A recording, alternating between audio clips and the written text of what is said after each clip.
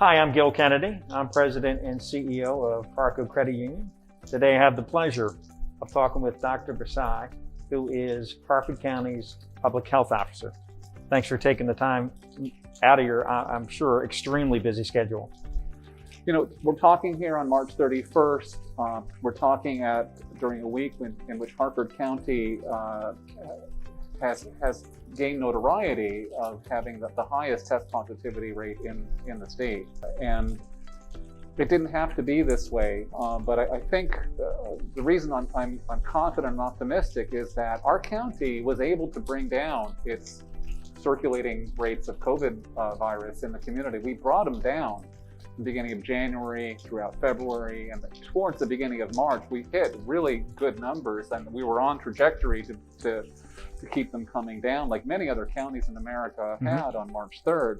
We lost our mojo too soon, but if we could just get back in there and just a couple months more, when we can cover the people with the pre-existing conditions, CHF, obesity, congestive heart failure, if we can get vaccines to them, and we really can do that within a month, then I'll feel so much better about, finally wearing masks and social distancing. But what we're seeing is people who don't even do that. We've been out in some of the businesses late at night at the restaurants and bars. People are really close together. The masks are off. We're getting called with complaints. And we know better. It's just that people have the signals of, okay, it's over, but it's not yet. So the same practices that we had talked about when I interviewed your department, actually probably back in the summer months, wear a mask, socially distance, wash your hands, and just be cognizant about where we put ourselves still is prevalent. It still is. But the most important thing, as I hear what you've been saying, is that we have these vaccines that are rolling out now. So are they really the answer? Yeah, I think the vaccines is the way to get out of the COVID-19 pandemic.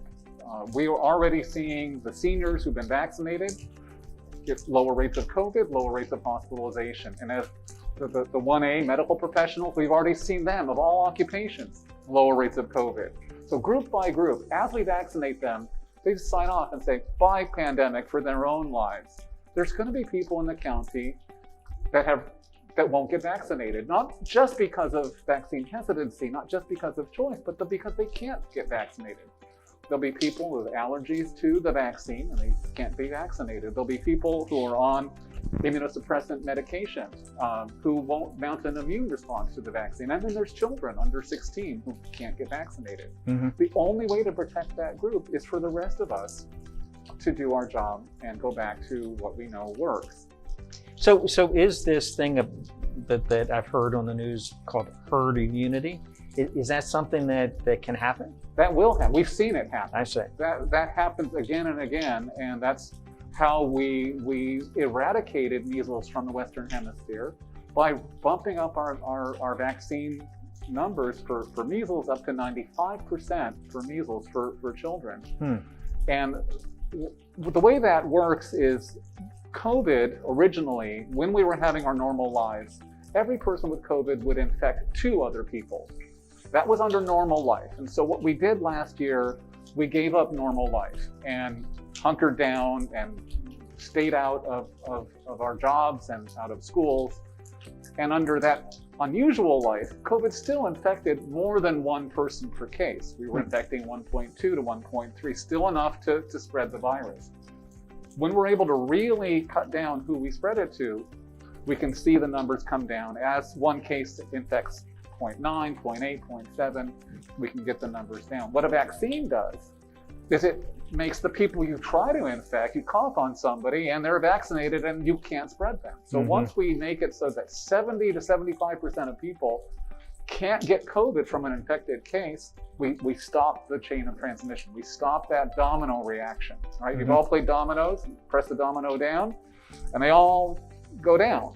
Well, if you take out 2 or 3 dominoes, they'll stop. They can't all go down. That's what a vaccine does. It breaks the chain right in the middle, and that's how we'll get out of the pandemic.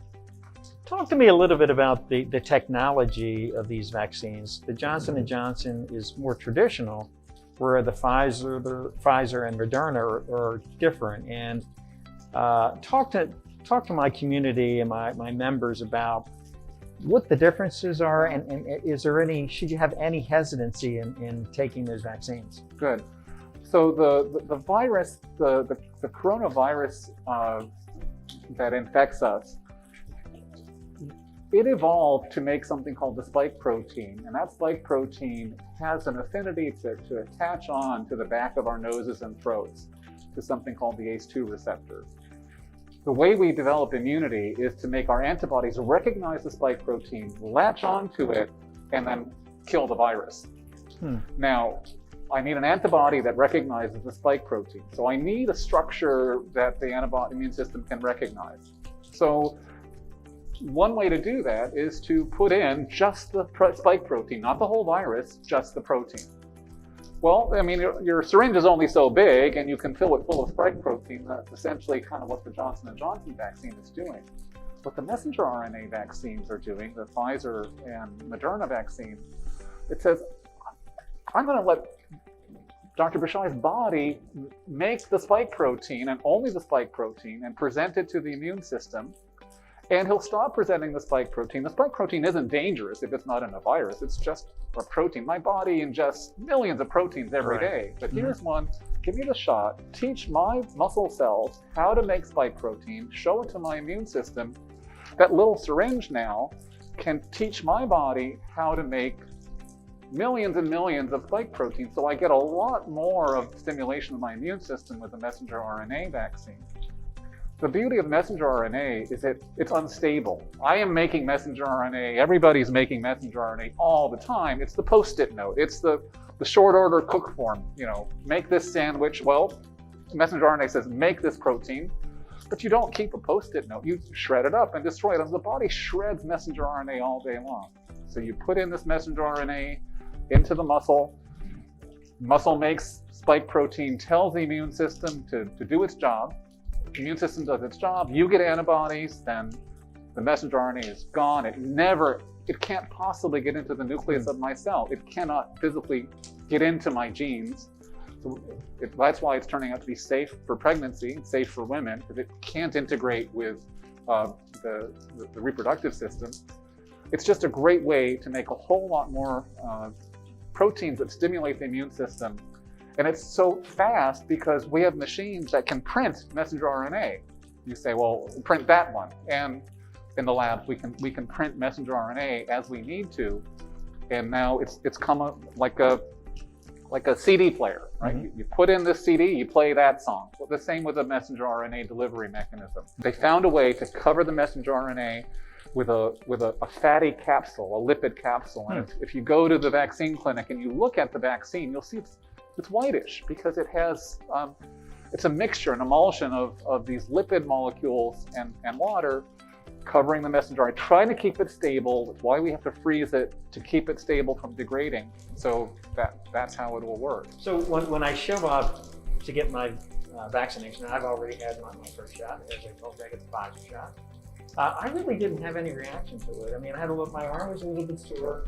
Maybe I was a little bit tired, but it wasn't, something significant. Obviously, getting COVID is probably a lot more significant than the little bit of arm pain that I had. Right. So what would you, I hear some hesitancy on people's part. So obviously, this is something that is safe. Johnson & Johnson, Moderna, Pfizer vaccines are all something that you should just, I want the Pfizer shot, I want the Johnson & Johnson shot. You should basically get whatever vaccine is available, is that correct? Well, you should ask questions, talk to your doctor, and if your doctor thinks that one is better for you, well, please listen to your doctor. The messenger RNA vaccines give 95% protection against moderate, severe COVID and for death. The Johnson & Johnson shot gives 85%. I know it's 67% protective against moderate, severe, and death, but it's 85% protective against severe COVID, which is the one that I don't want to get. Right. 85% protective against severe COVID and 100% protective against death. So let me say that again. Johnson & Johnson vaccine recipients in the trial had 0 death. I'll take it. I'm not saying, well, I'm holding out. So it's really a matter of your comfort level. Tens of millions of people have gotten the vaccine and they're under watch. Everybody we vaccinate, we give them a piece of paper, a QR code, a website to say, tell us if anything weird is going on in your body. So now we have tens of millions of people that are telling us, hey, this really is safe. There's no long-term weird thing happening to them. We would have seen it by now. And as I said, this isn't a molecule that stays around. It's gone out of everybody in a week. And so they've got these fabulous antibodies, which everybody ought to want. Everybody should want to have antibodies against coronavirus, and better to get them with a little bit of a sore arm and a couple of days of, a little fatigue, if that. And it's, your experience is quite common. It was like mine. I did not miss a beat. I had a 1 out of 10 pain in my arm, could exercise. I didn't have any slowdown. And I had the peace of mind that I would not bring COVID home to my family. Right. That is worth everything to me. What about the therapies being developed? Can you just speak a little bit about that? Oh, thanks for bringing it up. Yeah. So one thing that we're trying to make everybody know is the reason to get tested for COVID, especially if you have a pre-existing condition, is that if we can give you the monoclonal antibody treatment in the first 5 days, it can really make the COVID experience not as dangerous, less likely to be put on a ventilator, less likely to have to go into the hospital. But the sooner the better. So if you have a pre-existing condition, you're over 60, and you feel like I was exposed to COVID, jump on that and get tested fast, because if we can get the monoclonal antibody treatment in fast, we could really change the game for people. So it's not, well, what'll I do? I don't feel so bad. Yeah, I don't care if you don't feel so bad. If you're a high-risk person, get tested, because monoclonal antibodies, you go in, it's about a 30-minute infusion in an outpatient setting, and then you'll go back to your house that same day, and you will have prevented a lot of the risk of having to go on a ventilator or die of COVID. And there's a center up here right in Harford County. That's right. We are offering the monoclonal antibodies over at Upper Chesapeake Hospital. But the way in is to get the test and discuss your test results with your doctor to get the referral to the monoclonal center. Is the medical community and the pharmaceutical community working on other kind of therapies that are ways down the road, Sure. but obviously something that could prevent further impact once I got COVID-19? That's right. Those lots of ideas are out there. Other ways to either get the immune system to be better at those first few days, other ways to suppress the immune system so that it doesn't go crazy and have those overreactions that have been so important in causing disease. We've learned one important change in the mortality rates last summer happened as emergency room doctors and hospital-based doctors learned that COVID caused blood clots. We didn't really catch that so clearly in February and March. But now that practice is so much better at detecting blood clots in the lungs and the legs and giving people blood thinners right away. That simple knowledge of people with COVID are going to get blood clots. Be there, get on that. But the NIH has been very supportive in new ideas. The peer reviewers and the scientific committees are getting the best of those ideas funded. The medical universities and research labs are in overdrive looking for treatments, and the market wants this too. Obviously, any drug company that develops a treatment for COVID is going to be doing okay. Right. Anything that I missed that you would like to speak to my members in the community like that? Yeah, well, I wanted to talk about what I got to know in Harford County. I just came to the county about 3 months ago and put out a call for volunteers to help us spread the word about the COVID vaccine clinics. And we got volunteers. We were easy to set up a group called Harford Citizens Crush COVID. They've been meeting every other week. They've been going out to sign up seniors, to register them. They've been out at fire halls. They have a fabulous website that helps people get appointments, people who aren't that good at using the internet. Our volunteers have come out to help it. We don't have enough staff in the health department to do that sort of thing.